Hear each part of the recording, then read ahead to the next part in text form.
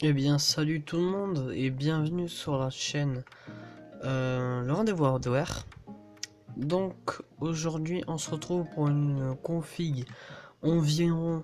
Dans le titre, il est écrit 810 euros, mais c'est une config à 812 euros. Voilà. Alors, je n'ai rien d'autre à dire, donc je vais tout de suite passer à la config.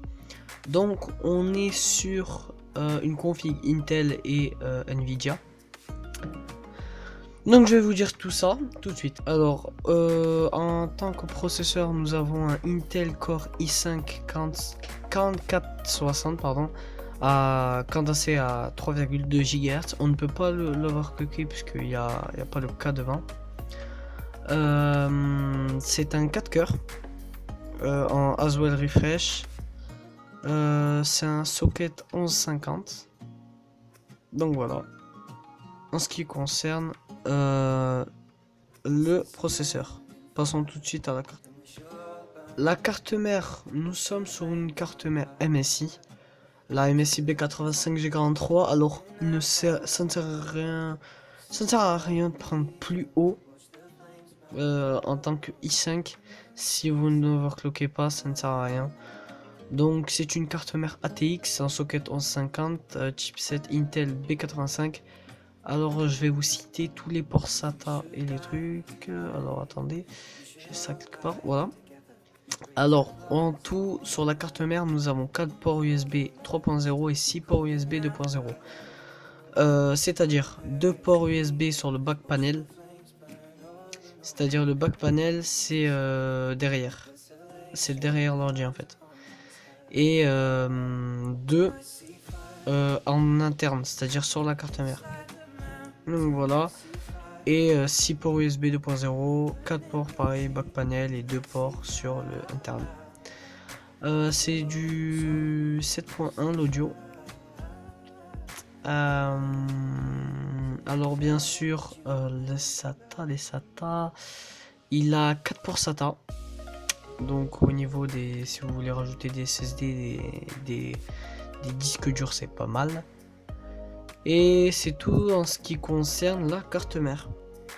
Maintenant passons aux barrettes de RAM. Alors on est sur de la DDR3 Kingston HyperX Fury en Black Edition.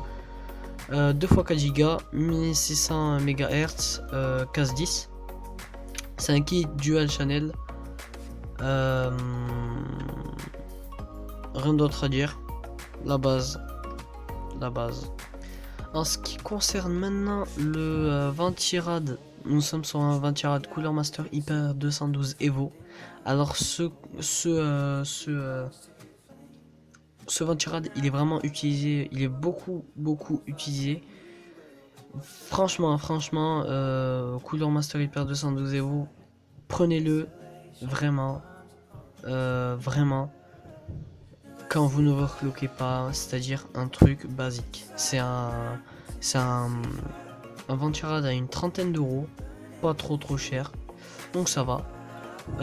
Il a beaucoup, il est beaucoup, on dirait, on pourrait dire, pardon, que c'est un Venturad universel. Bon, je pense pas, mais il a beaucoup de sockets, beaucoup de sockets, donc allez voir dans la description, vous allez voir, c'est vraiment un truc de fou. Ouais, alors je vais vous dire les dimensions parce que au niveau de la, il est pas trop gros, donc ça va quoi. C'est du 120 en longueur pour 80 en épaisseur je pense, et 159 mm. Donc je sais pas du tout, je sais vraiment pas du tout, mais je sais que c'est vraiment un très bon Ventirad. Donc passons à la carte graphique maintenant. La carte graphique, qu'est-ce qui est le plus important pour un gamer? Donc nous sommes sur une carte graphique KFA, mais 2. Alors on va dire KFA au carré, ouais. Donc KFA au carré, c'est une marque qui existe depuis longtemps. Je crois que ça doit faire facile 3-4 ans même qu'ils existent, donc ça va quoi. Alors c'est la GeForce GTX 960 et EXOC, c'est-à-dire elle est déjà overclockée d'usine. 4 Go. Alors, comme toute la série des 900 et des dernières, elle a un refroidissement passif, c'est-à-dire quand vous êtes en mode bureau par exemple, vous n'utilisez même pas 10% de la carte graphique, les ventilos ne se mettent pas à s'allumer quoi. Et elle a une backplate, donc c'est pas mal. Ses ports, elle possède des ports, un port DVI, un port DVI. Alors il y a un port DVI I et un port DVI D, un port HDMI et 3 ports DisplayPort. Donc le DisplayPort c'est plus haut que le HDMI et elle est en version des DirectX 12. Donc c'est la dernière version. Maintenant passons